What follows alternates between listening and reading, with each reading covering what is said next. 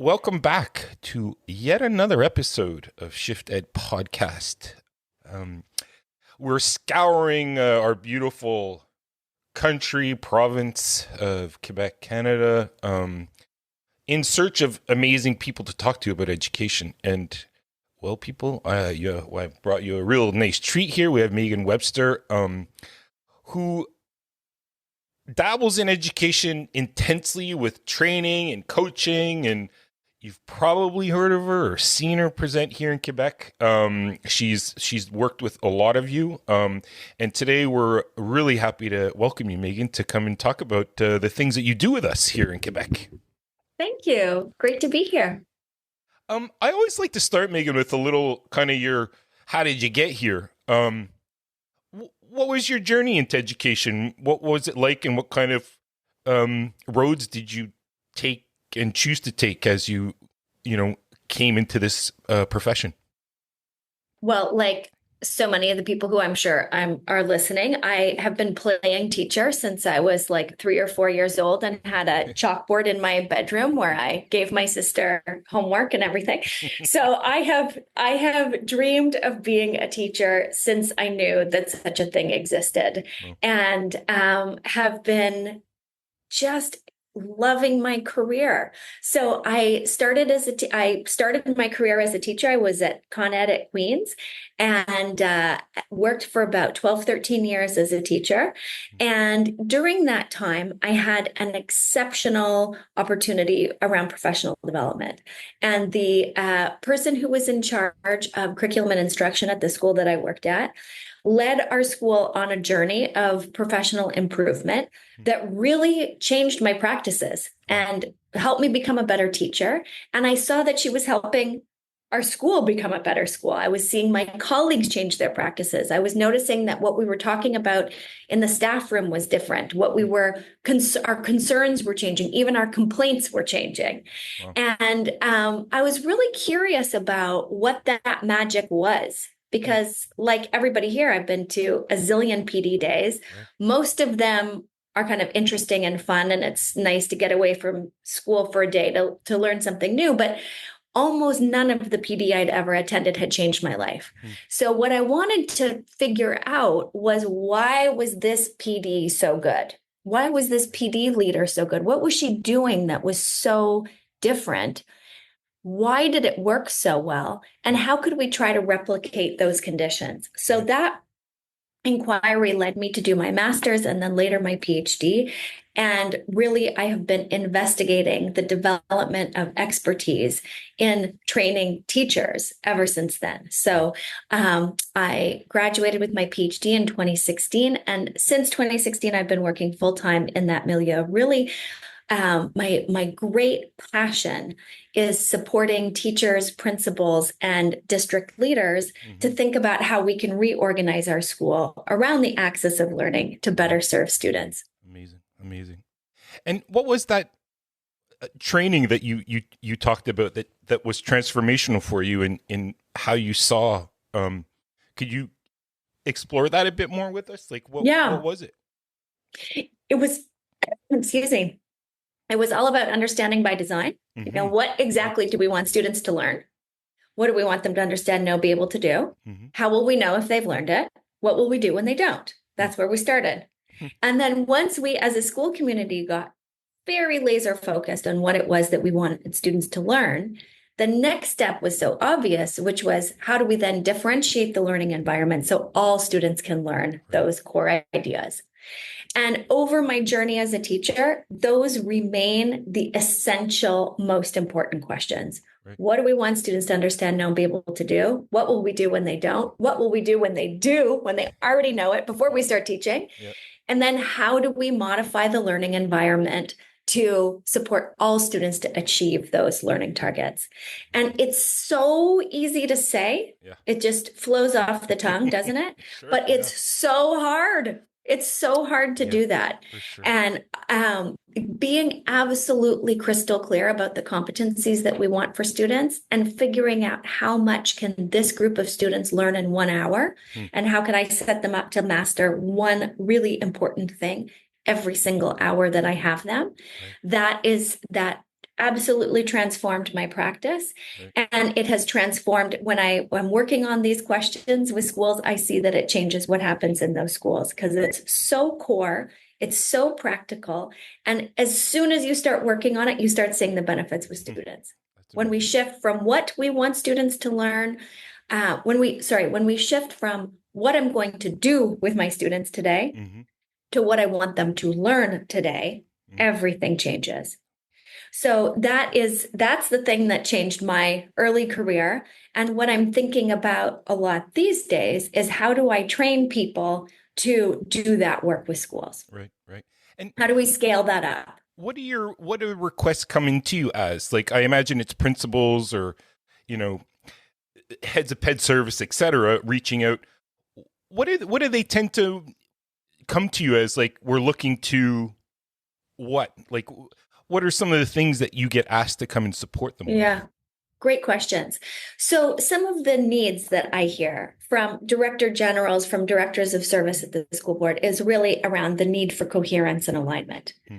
There are so many things that we want to improve. You know, if I asked a DG, like, write down what are some of the problems in your schools, they would give me a list of 200 things, right? Right. Some of them are small. They just need, a couple of people to spend a bit of time and money thinking about it and we can Hmm. figure it out. Hmm. And some of them are huge. And so it's thinking about what are the one or two or three things that we need to really focus on, that we need to go all in on to improve. And then how do we get coherence all the way down to the level of the student? So it's one thing for the director of finance and material resources to come to agreement on something, but then how does that trickle down to the students?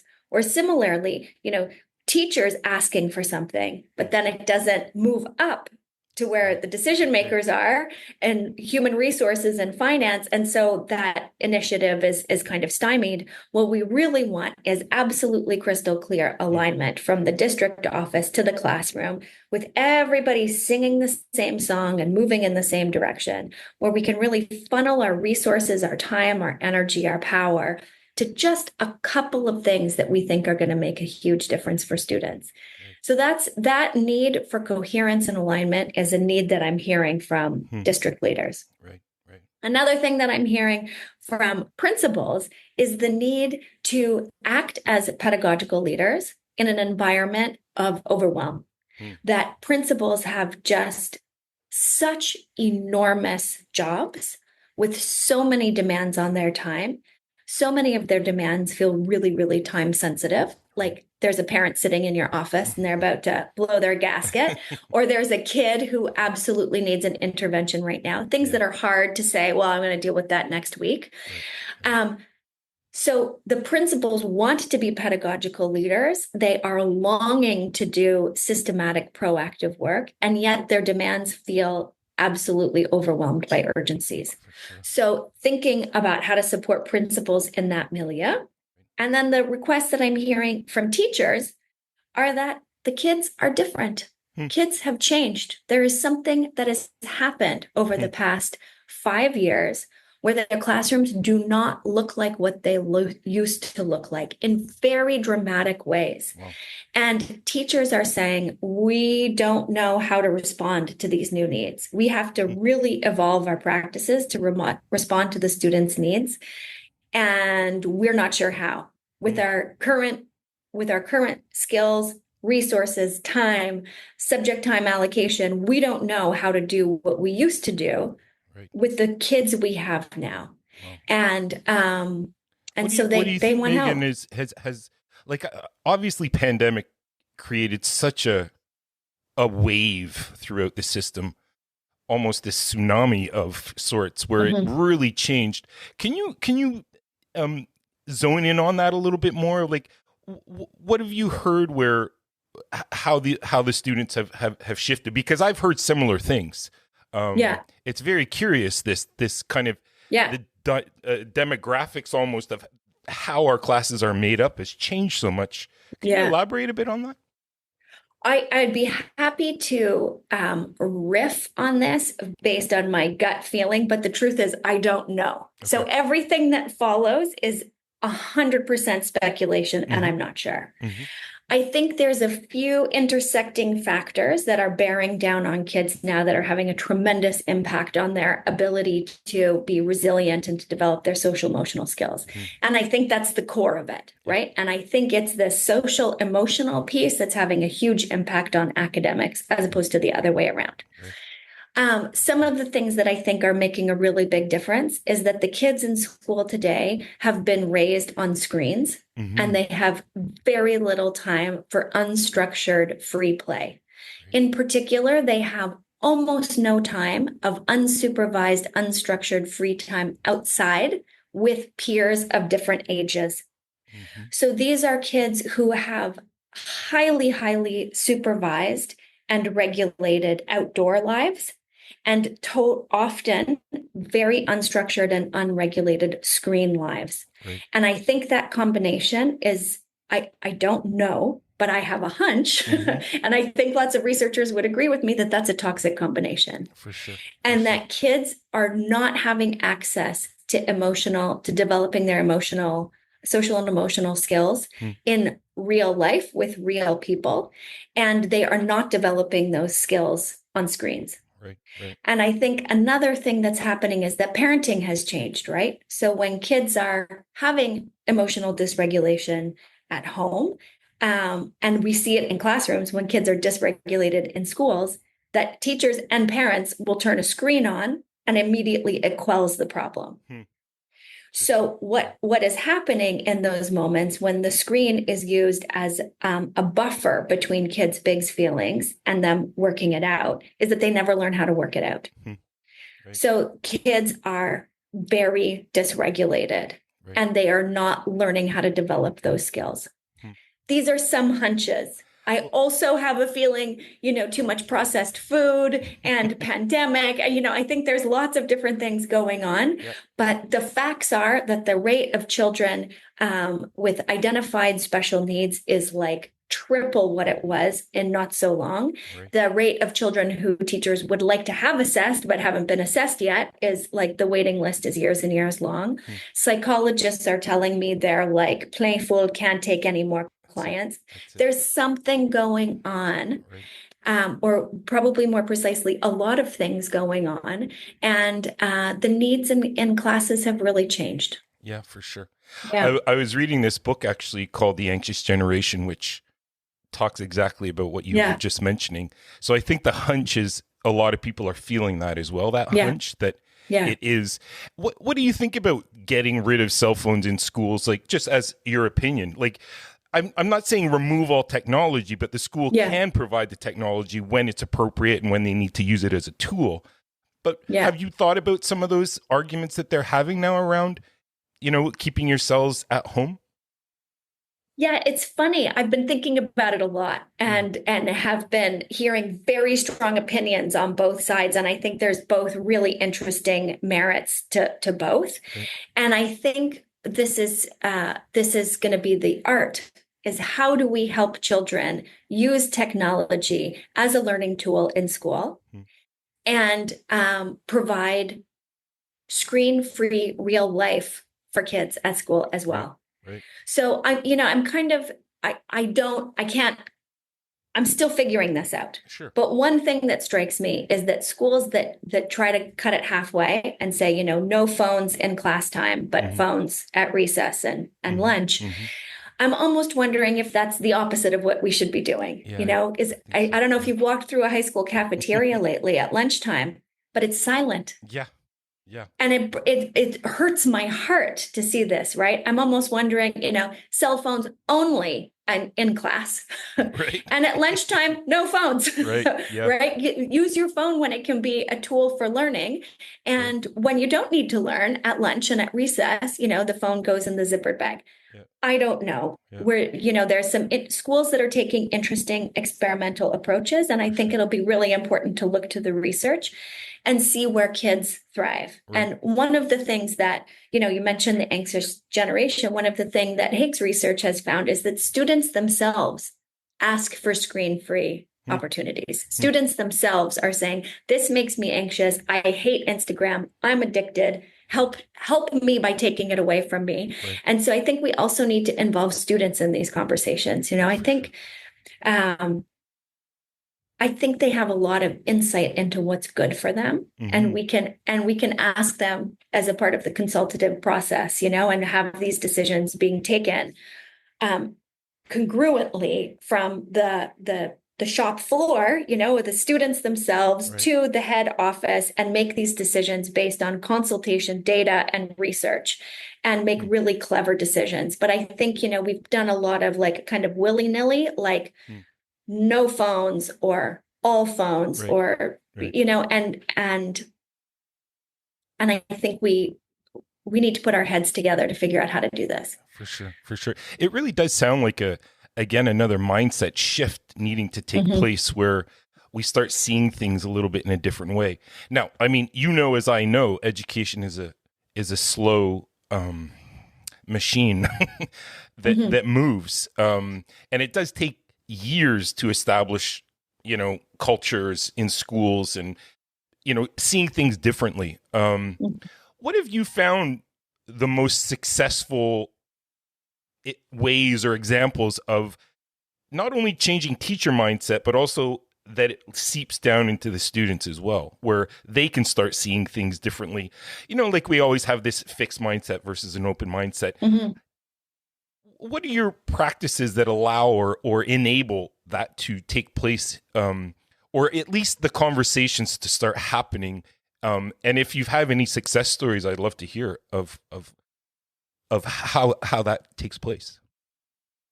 So you're talking about how to shift towards a growth mindset at scale? Yeah, yeah. How would that process start? Like, I imagine it has to start at the teacher level before it goes down into the student level.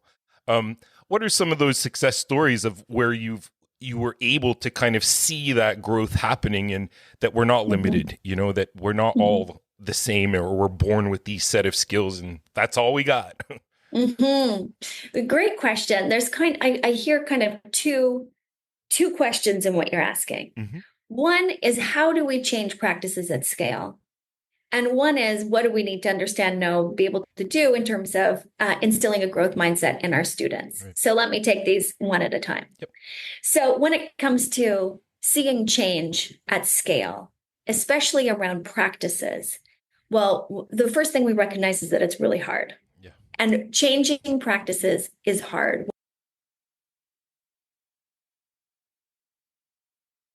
So, what do we take from this? We take from this, again, that teachers' practices are generally incredibly resilient to change, Mm-hmm. Yeah. which means you can't just mandate it. You can't have a PD day and say, this is how to do think, pair, share. Now everybody do it. I'm going to come around and see if you've done it.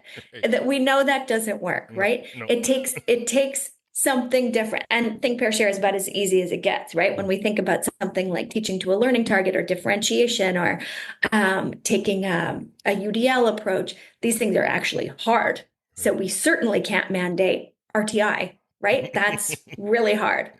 So first step is recognizing that teachers' practices are resilient to change, and thinking we need to not ask people to change very much at once. We need to think about one or two things that we're going to focus on for years. Mm. We're going to work on RTI for the next 5 years in this school district, because RTI is actually incredibly hard. And if you want to do it right, almost every single thing a teacher needs to do as a teacher needs to change. Mm. The way I think about my learning targets, the way I assess, the way I record the way I assessments, the way I work with my colleagues, the way I work with my principal, the way our schedule works, the way subject time allocation works, right? Everything needs to change. That would mean that we would need to have coherence from the DG to the spec ed text, that there is a very clear and shared understanding about what is the change, why are we taking this change, that this change is something that teachers have already expressed a need and a want for, so it doesn't feel like something imposed. And that from the very top, that the DG herself is saying, I'm going all in on this. Mm. This means that the way we design our schools, material resources, the way that we hire, HR, that every single department is aligned around this. That we don't say we're going to take an RTI approach without talking to HR first, because they're going to say this is going to totally mess up the way we think about workloads. Give us some time. And then the union is going to say that's going to change the way we do workloads. We need to have a voice here, as they should. So there's so much work that needs to happen at the district level to make sure that we are aligned and actually ready to see through this change. Then we need to think about, so the top needs to listen to the bottom and then align at the district level. And then we need to really support principals deeply to implement this, right? Because everything goes through the principals. Doesn't matter how beautiful the idea the DES has. The DES can only access those teachers via the principal. So principals need to endorse the plan strongly, and then they need to follow through on the plan. And in order to endorse and follow through the plan, for them, they have to feel that they need it. So they need a voice in the decision-making table. They need to be able to influence how that rolls out, because they are the ones who understand the culture and the skills and the challenges in their school environment. The principal needs to be able to tweak the model to something that makes sense for their staff. Right. And they need support to be able to do all of that. So we need to, I think it's a lot to manage. We need to deepen the bench at the principal level, right? Right. And then we need to think about what's happening in the Department of Ed Services. And we think, do each of these consultants that are the kind of missionaries for their discipline, are they really thinking about how to implement this change in light of their disciplinary expertise?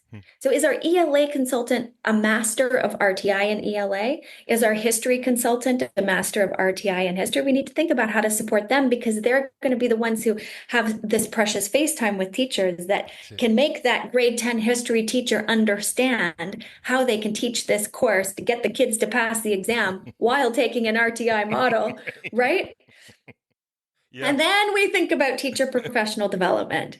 Right? So poor teachers always have this beautiful PD offered to them. They go to the conference. I love RTI. It's so beautiful. This is what our kids need. This RTI is the most, I'm sold. And then the principal says, but this will never work because the workloads don't make sense. And the union says this is never going to work because the workloads don't make sense. And anyways, our school isn't big enough. We don't have any extra classrooms for small groups to work at. So what happens? Teachers get inspired, and then they have their hearts broken. Right. No wonder teachers are resilient to change. They say, the last time I got excited about initiative, you broke my heart. So why am I going to get excited this time, right? So we need to make sure that if we're going to inspire teachers, that we've actually thought about everything around that change and actually make that change possible. This way, when teachers say, I don't want to do RTI because I don't have a classroom, we say, actually, I already thought about that. And I've got a special small group room in the library made just for you. And the teacher says, I don't want to do RTI because I don't have any time to co-plan with my other English teachers. We say, actually, we thought about that. And we built co-planning into your schedule for next year. And it's a part of your workload. Wow. Now we can actually get things happening in our schools, right? That's it. So to summarize, what's the big idea? We need coherence, alignment, and really think about how are we going all in on one thing. Right. And Megan, how, in your experience again, how long would a process like that actually take before you can start seeing some results, or that you see that it's starting to get implemented and used, and practice is transforming? I mean, I imagine this is, like you said, 5, 6, 7-year process that you have to stick to. And 5. Okay. 5. Yeah. Okay. And I wouldn't expect to see any dramatic changes in year 1. Right. I would expect to see minor changes in year 1 as we're figuring out, that room in the library doesn't make sense. Material resources needs to build us more classrooms, whatever. Right. There's going to be lots of tweaking in year 1. I would expect to see awesome things by year 3 and 4. And by year 5, I would expect these things to be like, okay, now what? This is business as usual. We don't need to talk about it anymore, because this is just how we teach reading at our school. Right. Yeah. 5 years. And in this 5th year, when it's starting to feel like business as usual. That becomes year zero of the next strategic plan. Right. So when you were saying choose one or two things to start, see it through, and then you Yeah. have the next thing kind of In the ready pipe. to roll, or Yeah. connecting it back to what you've already been doing. You got it. What happens when, and it happens often, well, it did anyway at my board, where principals would change oftentimes schools, it Yeah. seemed like every 5 years there would be a rotation of, how do you instill that change in the teachers so that you're aware of, the realities of our system, that principals move, so that momentum keeps going? Oh, I love this question. I love this question. It shouldn't matter so much when the principal leaves. Hmm. If we have true coherence from the district to the classroom, the principal is the person who is working through it with us while she's here, and then she leaves, but we're still working on RTI when Chris becomes my principal. Right. Okay. And what is so insane for teachers is the flavor of the month nonsense with the principal. Yeah. New principal comes in. I have a new vision. It's going to be RTI. And then the principal leaves and the new principal comes. And my flavor is outdoor education and it's going to be outdoor education. This flavor of the month nonsense drives teachers bananas. Yeah. Yeah. And so a huge part of it is principals needing to,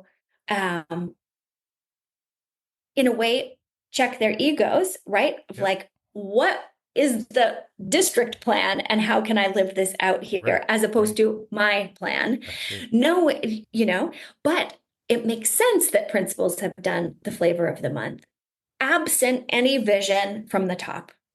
So if I was a principal in a school district with no vision for the one or two things we are all working on, of course I would make it up myself, right? Or, in collaboration with the teachers I'm working with. Right. But it makes sense that they've done that. But we need to not have vacuums of leadership from the top to the bottom so that we are all singing the same song. Right. Right. And that's one thing. The other is that we need to cultivate teacher leaders, because they are the ones who are the most likely to stay, right? That's right. So what are we doing to cultivate our department heads, our cycle leaders, our in-school coaches, our in-school mentors, our staff assistants, right? Those are the folks that are gonna stay those for are the a ground while. troops, eh? Like they put this thing in action. Like, the buck stops there. And my dream is that the principal comes in and says to the staff assistant, the department heads, the cycle leaders, where are we at in our project around RTI? What's working? What's not working? Tell me what's the next step and how I can help. Yeah. Yeah. It's really like listening and having those relationships again develop. Like it amazes me all the time that relationships are like one of the strong, like there are currency in education. Yeah. And without those, it can kind of feel like everybody's on their own, on their own island. Yeah. They do their thing. I go and I do my math and I leave. Like, and to break through those relationships that are built and create a culture within any kind of school or center or whatever it might be.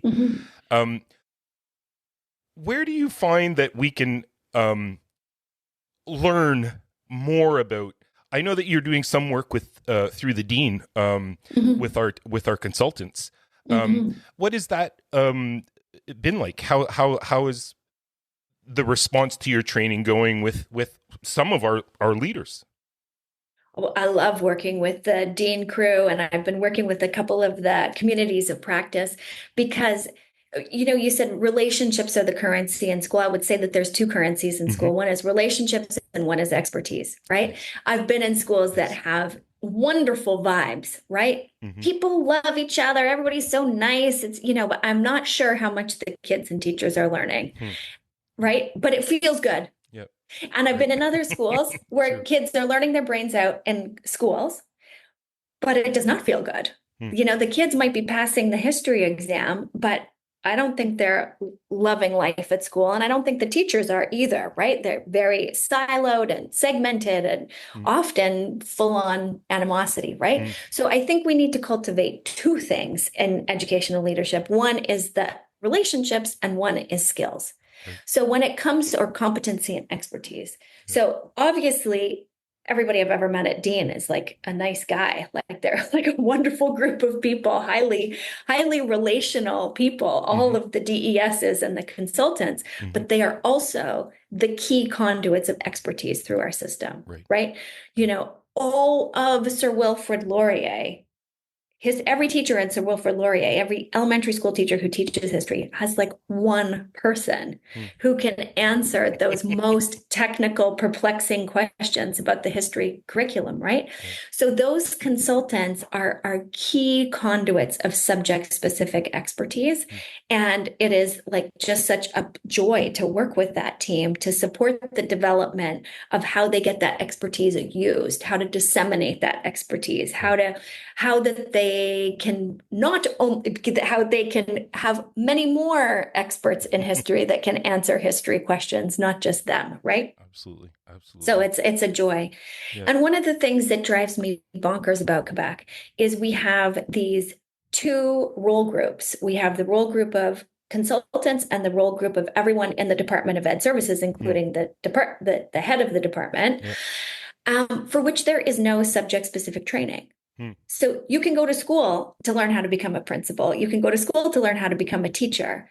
Where do you go to become a consultant? What is the master's in leading professional development for Right. teachers Right. course? It does not exist. No. Where is the course in being a district leader in pedagogical services? That course does not exist. Right.